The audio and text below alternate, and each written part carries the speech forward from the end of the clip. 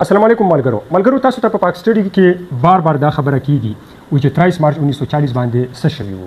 هغوی داسې خبره کوي وایي په 23 مارچ 1940 کې د مسلم لیگ 29م اجلاس و.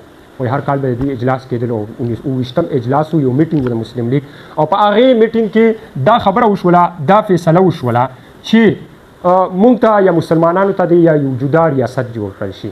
اکثر پاک سټډي کې دغه شان لیکلي وي په اکثر کتابونو کې، او بیا چې کله استاد ماشومانو ته ښایي نو هغه هم دغه شانتې وښایي.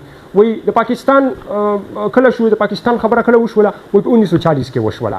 خو ملګرو ریالټي دا نه ده، حقیقت څه دی هغه زه تاسو ته په دې لیکچر کې په لنډو او مختصرو الفاظو کې وایم چې ریالټي څه ده. اصل کې شوی و په لاهور ریزولوشن چې کوم شوی په 1940 کې 23 مارچ باندې شوی و یو اجلاس، او په دې اجلاس کې دا خبره نه وشوې چې یو ریاست ته جوړ کړل شي. اصل کې په دې کې دا خبره شوې وه چې مختلف چې په کومو ځایونو کې د مسلمانانو اکثریت دی، لکه دې خوا دا چې کوم اوس پاکستان د موجوده څلور صوبې، او اخوا چې کوم بنګال دی، وایي په دې کې د مسلمانانو ته آزاد ریاستونه جوړ کړل شي، داسې ریاستونه چې هغه خود مختار وي. په دې کې کله هم د پاکستان خبره نه وشوې، او په دې ټیم کې دویم جنګ عظیم هم په دنیا کې روانو.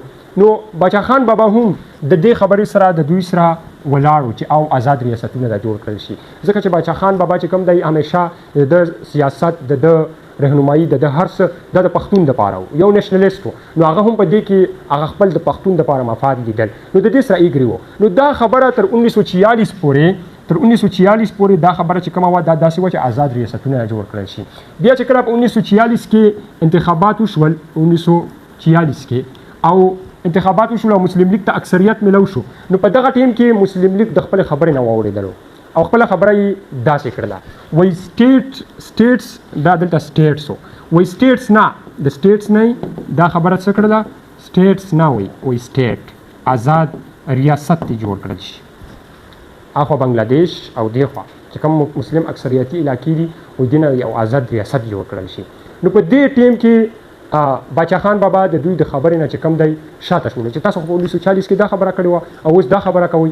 اوس ځان له سټیټ ټیکو یا آزاد ریاستونه ټیکو، هغه ډیټیلز کې زه نه ځم، خو دا هغه غلط فهمي ده کوم چې ماشومانو ته هلکانو ته ښودل کېږي په پاک سټډي کې. او پاک سټډي کې ډېرې داسې خبرې چې د هغې به زه د یو انشاءالله تاسو ته اصل حقیقت ښایم. نو په دې ټیم چې دوی د خپلې خبرې نه واورېدل او باچا خان بابا هم د دوی نه شاته شولو. دا خلک وایي باچا خان بابا داسې و، هغه دا نه منلو، هغه دا نه منلو.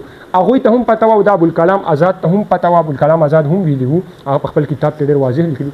اوس د بنګلادیش ته وګوره او پاکستان ته وګوره، په منځ کې څومره جیوګرافیکل فرق دی، او همدغه شانتې نور کلچر، زبان او ډېر څیزونه دي په منځ کې.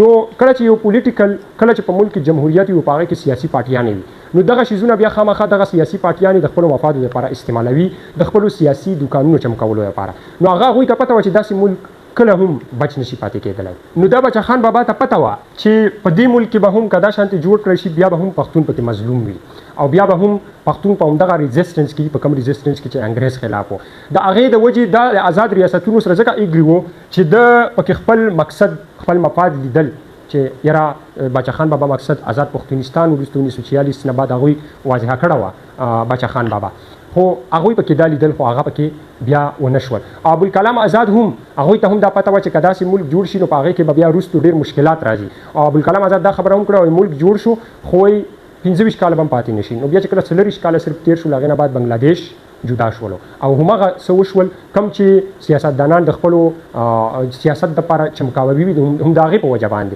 کلچر، زبان، همدغه څیزونه، نو د دې په وجه باندې چې کوم دی هغوی ایګري نه وو.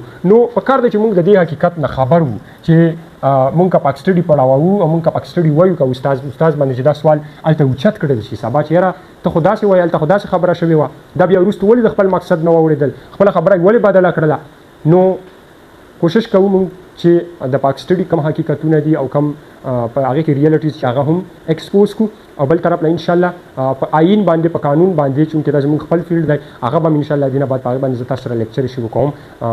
کوشش کوو چې کم از کم 2 ورځې بعد لیکچر پرې ورکوو، او که ستاسو خوښه وي نو انشاءالله دې نه بعد به الا په مطلب چې کم کنسټیټیوشن دی، لا دی، او په هغې کې څه حساب دی، څه کول دي، پروسس څه وي، هغې باندې به هم انشاءالله دې نه بعد لیکچر ورکوو. اوس دپاره اجازت غواړم. الله حافظ.